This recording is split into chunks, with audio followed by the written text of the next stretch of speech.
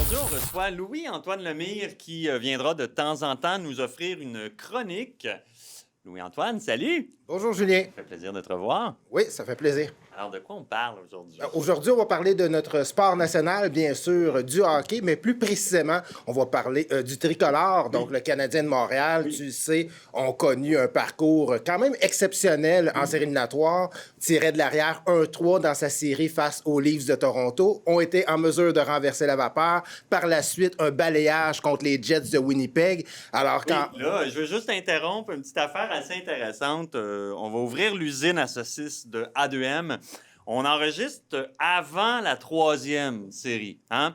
Donc, c'est pas impossible que depuis, le Canadien se soit fait éliminer en 4 par Vegas. Ou Colorado. Ou Colorado, évidemment. Mais ceci dit, jusqu'à présent, le parcours est assez exceptionnel. Mais moi, ce qui m'intéresse beaucoup là-dedans, c'est l'espèce de frénésie du Canadien de Montréal où le Québec est comme hockey. Oui, le Québec est hockey et canadien, je devrais dire, parce que si on regarde les codes d'écoute, est-ce qu'un match Boston contre les Islanders de New York va attirer les foules? Je ne crois pas. Par contre, les gens aiment parler du Canadien de Montréal, puis moi, ce que je trouve le fun, c'est, bon, les restaurants, les bars, malheureusement, ont connu des périodes difficiles avec la pandémie, là. Donc, le fait d'avoir des gens qui viennent à leur établissement pour regarder du hockey, ben c'est toujours le fun. Puis, bon, tu te promènes dans la rue, les gens parlent du Canadien. Alors, c'est excitant. Oui, c'est excitant. Par contre, moi, je suis pas excité du tout. Ah, mon Dieu. je dois l'avouer. J'ai toujours détesté cette formation-là et détesté le mot n'est pas trop fort. J'ai jamais aimé le Canadien de Montréal. Ça remonte à ma tendre enfance. Moi je suis adopté. À 6 mois, je suis arrivé au Québec. J'avais déjà un chandail du Canadien de Montréal qui était prêt pour moi avec le numéro 33 de Patrick Roy ou Patrick Roy, comme certains disent. Ouais, c'est ça. Donc, exactement. Donc, j'ai commencé à jouer au hockey et bien sûr à le regarder avec mon père, comme tous les garçons faisaient. Donc, on remonte là, au début des années 90. Mais entre toi puis moi, Julien, au début des années 90, le produit que le Canadien de Montréal nous offrait sur la surface glacée était somme toute très ordinaire. Ça fait longtemps que c'est ordinaire, là. Même encore aujourd'hui, c'est ordinaire. Moi, je regardais un peu le match là, contre Winnipeg. Puis là, je pouvais pas m'empêcher de voir les Devils du New Jersey. Oui, bien, le parallèle est bon. On se rappelle les Devils du New Jersey dans leurs grosses années avec Jacques Lemaire en tête. Bon, on avait une défensive très étanche. On avait un Martin Brodeur devant la cage des Devils. Donc, ça ressemble un petit peu avec Carey Price devant les Canadiens. D'ailleurs, Carey Price qui a joué du hockey sensationnel jusqu'ici. Oui, on verra pour la suite des choses. Mais reste que c'est pas du hockey où tu es sur le bout de ton siège. Il y a des revirements, il y a des attaques massives, intéressantes. Donc, moi, j'aime ça, voir du beau hockey. Alors, c'est pour ça, moi, quand j'étais jeune, j'avais une affection particulière pour les Penguins de Pittsburgh. On se rappelle, les Penguins ont remporté la Coupe Stanley en 91 et en 92. Et à ce moment-là, il y avait évidemment, selon moi, le meilleur joueur de l'histoire de la Ligue nationale de hockey, en Mario Lemieux. Non, ça, on peut... Ça.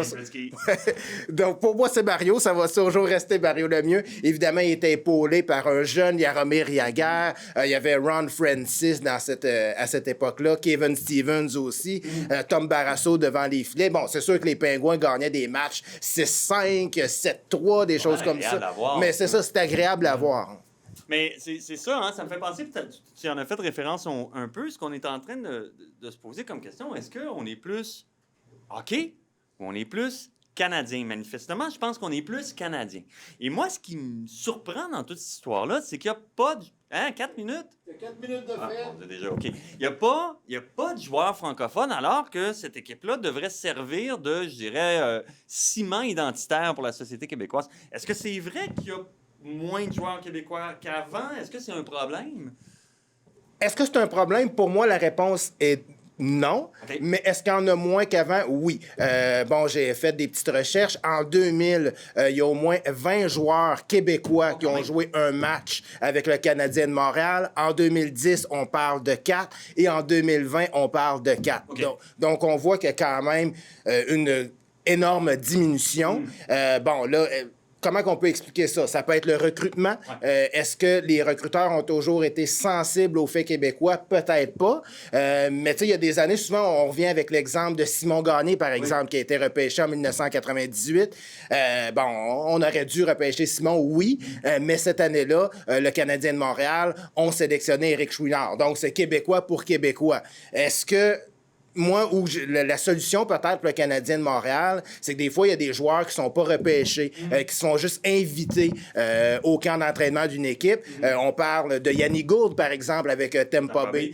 Donc, des joueurs comme ça, pourquoi pas que le Canadien pourrait pas les inviter à leur camp d'entraînement, leur signer un contrat, et puis par la suite, bon, ben, dans le pire des cas, ce joueur-là va évoluer dans la Ligue américaine ou dans la East Coast League, par exemple. C'est ça. Parce que là, ce qu'on pense, c'est que est-ce qu'on pourrait avoir un bassin suffisamment éclairé de joueurs pas très loin de nous où le Canadien peut dire ben on les regarde se développer, on les repêche pas, on les signe parce qu'ils sont à côté de nous puis on les fait jouer pas loin.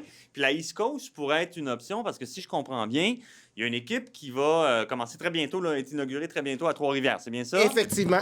Donc, une équipe, d'ailleurs, le directeur général est Marc-André Bergeron, un ancien joueur de la Ligue nationale de hockey qui a, entre autres, porté les couleurs du bleu-blanc-rouge. Donc, là, maintenant, le Canadien de Montréal, bien sûr, on le Rocket à Laval. Par la suite, on va avoir l'équipe de la East Coast League. Donc, ça va être un bassin intéressant. Puis, dans les médias, ça a déjà sorti qu'on veut attirer beaucoup de Québécois dans cette formation-là. Donc, je pense que ça va être à suivre. Là, puis, oui, ça va être intéressant. Ça serait le fun peut-être même qu'on en reparle bientôt de cette équipe-là.